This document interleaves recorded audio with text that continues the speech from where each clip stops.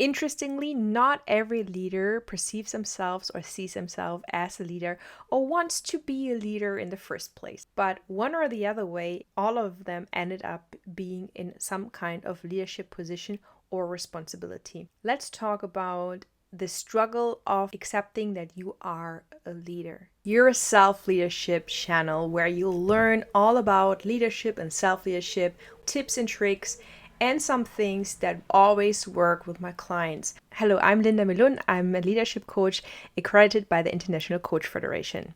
As a leadership coach, I obviously work a lot with leaders. Let us clarify, being a leader doesn't always mean that you have to have a leadership position or a title. There are many leaders, great leaders I know, who are not officially in a leadership position, but they are impacting their environment strongly. They are great and amazing leaders. There are some people who are naturally ending up in leadership positions, no matter if they're asked for or not. Interestingly, this is often to do with the way they interact with people. All of them have at least one thing in common. People know they can count on them. However, what to do when you feel like you do not qualify to be a leader? It can help to understand where it comes from. With a lot of my clients, we discovered that their picture of leadership was very negatively impacted by their experiences they had with leaders. Most of them experienced that leaders betrayed trust, were not people of integrity, were not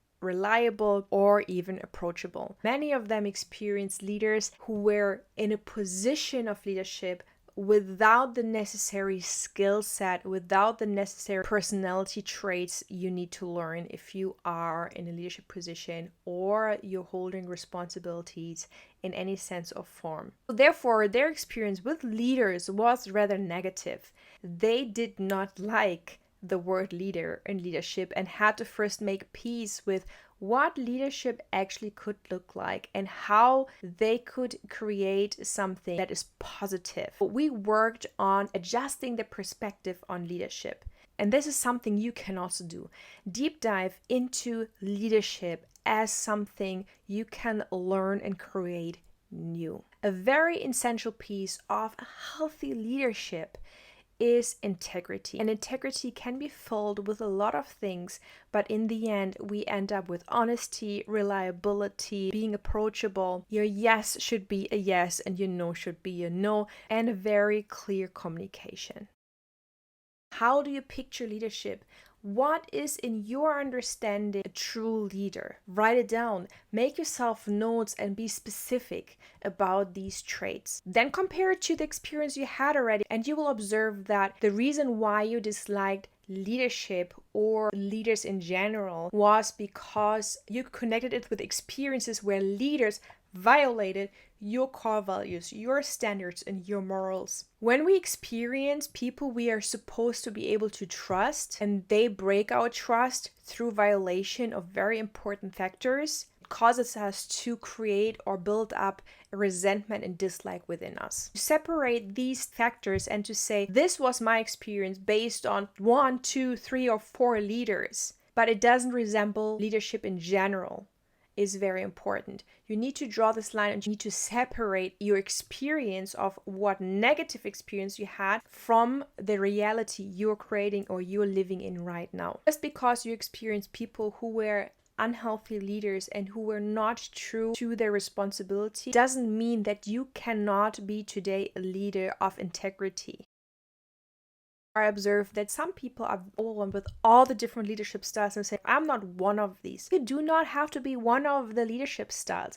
The leadership styles are, in the end, something people created based on their experience, based on their observation, or based on their vision, how they think it should be, could be, or what they experienced, as we said. It is an art to create who do you want to be as a leader. Become a healthy leader. Create yourself as the leader you want to be and work towards that. If you want to name it a leadership style, then become an authentic leader. Authentic leadership means that you are true to yourself. You know your core values, your core beliefs, and your standards and values.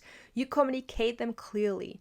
You are implementing healthy social skills in the interaction with people but you're not bending your values just to accomplish something. Authentic leadership means also you can take from every leadership style something that is suitable for a certain situation. There are situations where things need to be happening fast, where you need to be able to make fast decisions. But there are also situations where you really need to leave everything in the hands of your team and just trust them blindly that they will manage it without your interference. Who are you as a person? What are you giving into the team? What are you doing for the people you're responsible for? There are different situations that require different skill sets, and on all of these you can grow and work on. How can you make sure that you're growing more and more into the leader the people around you need? What do you need to lay aside, and where do you need to overcome obstacles that are within you or around you to enable yourself to really unfold as a leader? There are different ways how you can do that. Of course, this is mentoring, coaching, and reading about leadership. But furthermore, try it out. See what works and what doesn't work. In all that, be willing to say sorry. Apologize where you did wrong or where you didn't serve your team well. Also be able to set boundaries and to have the tough conversations with people where they are abusing maybe kindness or good-heartedness. Where are you at? What defines you as a leader? What are the values you have as a person, as an individual, but also as a leader who's responsible for other people? And you may find it interesting to hear that many people associate with good leadership someone who is faithful to good morals and ethics, someone who's trustworthy and whom they can count on. You can lead other people. You have a voice in their life because you appreciate them. I value the people. I see them. I see their potential. I do what I can to support their growth. And because of that, because of them knowing I mean well to them and I do what I can do as a leader, they trust me and they allow me to speak into their life. Not necessarily making the choices for them, but help them to make the right choices.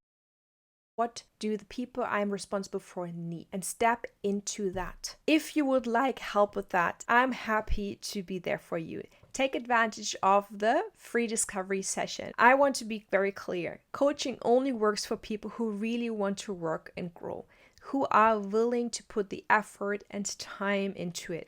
But if you feel you are a person like that who is willing to grow and to put the effort into it, then please feel free to contact me, book a free discovery call with me, and we see how to go from here. I'm happy to help you to feel comfortable as a leader, discover who you are as a leader, and to help you develop. And if you're since very long a leader and you just want to take the time to reassess where you're at and what is laying ahead of you, contact me. I'm there for you. Don't forget to like and to hit the subscribe button. Thank you for listening.